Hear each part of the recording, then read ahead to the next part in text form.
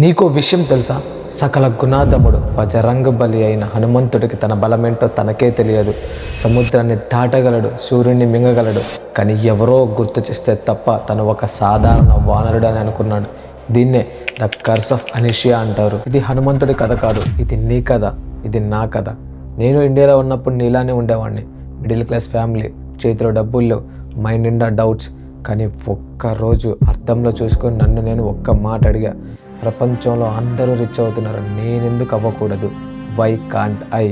ఆ ఒక్క మాట నా లోపల ఉన్న హనుమంతుడిని నిద్ర లేపింది. ఆ రోజు కొండను తొక్కి సముద్రం దాడితే యూకే వచ్చా. నా వల్ల అయినప్పుడు నీ వల్ల ఎందుకు కాదు? ఈరోజు ప్రాజెక్ట్ ఆ జాంబవంతుడిలాగా మారుతుంది. దిస్ ఈజ్ నాట్ ఎ భక్తి వీడియో, ఇది the psychology of a super soldier. Welcome to Hanuman protocol. మన యూత్కున్న అతిపెద్ద ప్రాబ్లం ఏంటో తెలుసా? ఆత్మన్యూనత భావం, ఇన్ఫీరియారిటీ కాంప్లెక్స్.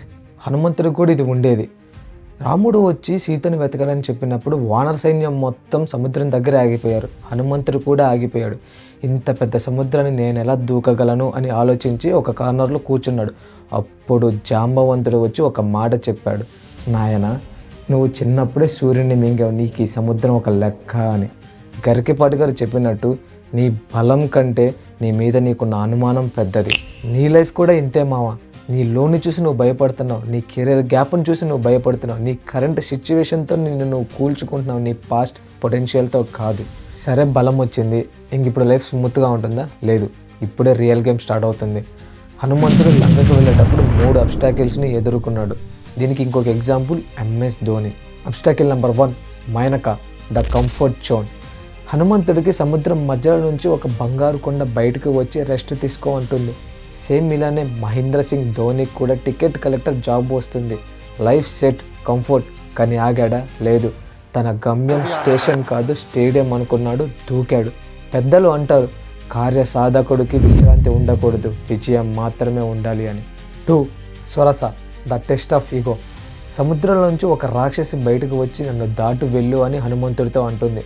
హనుమంతుడు ఎంత పెరిగితే అది ఇంకా పెరుగుతుంది, హనుమంతుడు పెరిగితే ఇంకా పెరుగుతుంది. అప్పుడు హనుమంతుడు సడన్గా చిన్నవాడైపోయి దాటి వెళ్ళిపోతాడు. సేమ్ అలానే మహేంద్ర సింగ్ ధోనికి కూడా బోర్డు నుంచి, సీనియర్స్ నుంచి ఈగో క్లాసెస్ వచ్చాయి. కానీ తన వాళ్ళతో ఎప్పుడూ గొడవ పడలేదు. సింపుల్గా తన పని తను చేసుకుంటూ వెళ్ళాడు. విద్యత దాటి వినయం. ఈగోతో గెలిచిన వాడు ఎవ్వడూ లేడు. 3, సింహిక ద జలసి. ఇది హనుమంతుడిని డైరెక్ట్గా ఆపదు, తన నీడని పట్టుకు లాగుతుంది. సేమ్ ఇలానే ధోనిని కూడా, వీడు రాంచి నుంచి వచ్చాడు, వీడికి ఇంగ్లీష్ రాదు అని చెప్పి తొక్కడానికి ట్రై చేశాడు. కానీ ధోని తన బ్యాటింగ్తో వాళ్ళందరూ నోరు మోయించాడు. హనుమంతుడు సింహికాని ఎలా చంపేశాడో ధోని తన బ్యాటింగ్తో హీటర్స్ అందరినీ చంపేశాడు. నీకు నెగిటివ్ వైబ్స్ ఇచ్చే వాళ్ళని కట్ చేయి బ్రూటల్లీ. మనం అనుకుంటాం దేవుడు అంటే శాంతంగా ఉండాలి అని, కానీ హనుమంతుడు లంకా దహనం చేశాడు. వై? ఎందుకంటే ధర్మ సంస్థాపన కోసం విధ్వంసం తప్పదు. లంక అంటే అధర్మం, అది మన ఫెయిల్యూర్, మన ఇన్సెక్యూరిటీ. దీనికి బెస్ట్ ఎగ్జాంపుల్ విరాట్ కోహ్లీ. తన నాన్న చనిపోయినప్పుడు ఇంట్లో ఫినాలే జరుగుతుంటే తను ఏడుస్తూ కూర్చున్నాడా? మ్యాచ్ మానేశాడా? లేదు, మ్యాచ్ ఆడాడు. తన ఫైర్ మొత్తాన్ని బ్యాటింగ్లో చూపించాడు. హనుమంతుడు తోకకి నిప్పంటిస్తే ఎలా అయితే లంకని తగలబెట్టాడో, సేమ్ అలానే కోహ్లీ కూడా తన రేజ్ మొత్తాన్ని యూజ్ చేసుకొని రికార్డులని కాల్ చేశాడు. శాంతంగా ఉండడం అంటే చేతగానితనం కాదు, అవసరమైనప్పుడు రుద్రుడిగా మారగలగడమే నిజమైన శాంతం. నిన్ను ఎవరైనా అవమానించారా? రియాక్ట్ అవ్వకు, నీ సక్సెస్తో సమాధానం చెప్పు. కార్పొరేట్ వరల్డ్లో, కెరీర్లో నీకు ఉండాల్సిన నెంబర్ 1 స్కిల్ ఇది. లక్ష్మణుడు చనిపోతున్నప్పుడు టైం లేదు, వైద్యుడు సంజీవిని మొక్కని తీసుకురమ్మన్నాడు. హనుమంతుడికి మొక్క దొరకలేదు. మనమైతే ఏం చేస్తాం? మొక్క దొరకట్లేదు సార్ అని చెప్పి ఎక్స్క్యూజెస్ చెప్తాం. కానీ హనుమంతుడు మొక్క దొరకకపోతే కొండనే ఎత్తుకొచ్చాడు. దీనికి best example Dashrath Manjhi the mountain man. తన భార్యకి హెల్త్ బాగోకపోతే హాస్పిటల్కి తీసుకెళ్ళడానికి రోడ్ లేదు. తన భార్య చనిపోయింది.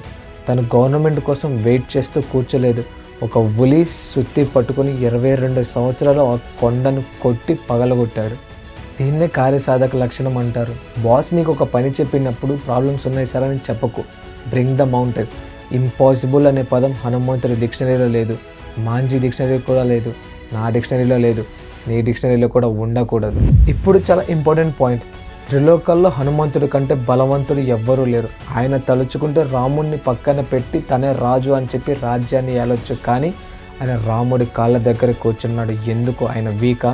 కాదు, ఆయనకి ఆయన మార్గం తెలుసు. తన బలం, ధర్మం, స్వార్థం కాదు. దీనికి బెస్ట్ ఎగ్జాంపుల్ రతన్ టాటా గారు. ఆయనకి ఉన్న డబ్బులతో ప్రపంచాన్ని కొనవచ్చు, కానీ ఆయన చాలా హంబుల్గా ఉంటారు, డౌన్ టు ఎర్త్ ఉంటారు. ఎందుకంటే ఎక్కడ నెగ్గాలో కాదు, ఎక్కడ తగ్గాలో తెలిసిన వాడే గొప్పవాడు. మామ కొంచెం సక్సెస్ రాగానే వెర్రవేగకు, ఎంత ఎదిగినా ఒదిగి ఉండడం నేర్చుకో. నిర్ణహంకారమే నిజమైన అలంకారం, ఎగోలేని బలమే నిజమైన బలం. సరే, హనుమంతుడి మైండ్ సెట్ని ఈరోజు ఎలా స్టార్ట్ చేయాలి? పూజలు చేయడం ఈజీ మామ, కానీ హనుమంతుడిలా బతకడం చాలా కష్టం. ప్రాజెక్ట్ డి నీకు ఇచ్చే హనుమంతుడి ప్రోటోకాల్స్ ఇవే. ఫైండ్ యువర్ జాంబవన్, నీ పొటెన్షియల్ని పెంచే బుక్స్ చదువు, పాడ్కాస్ట్ విను, నిన్ను లేజీగా మార్చే పీపుల్ని కట్ చేయి. బర్న్ యువర్ లంక, ఏదైనా ఒక బ్యాడ్ హ్యాబిట్ని క్విట్ చేయి. అది స్మోకింగ్ అయినా, స్క్రోలింగ్ అయినా సరే, burn it. And finally lift the mountain. రేపు కాలేజీలో ఒక కష్టమైన టాస్క్ని తీసుకో, దాన్ని చేయి, ఎవ్వరూ చేయని విధంగా చేసి చూపించు. నేను యూకేలో నా యుద్ధం చేస్తా, నువ్వు ఇండియాలో నీ యుద్ధం చేయి. మన ఇద్దరం కలిసి లంకని జయిద్దాం. సముద్రం అడ్డొస్తే దాన్ని దాటే కాళ్ళు లేవనుకోకు, రెక్కల్ని దాచుకున్నా అని గుర్తు చేసుకో. You are invincible, you are infinite. This is project T, signing of.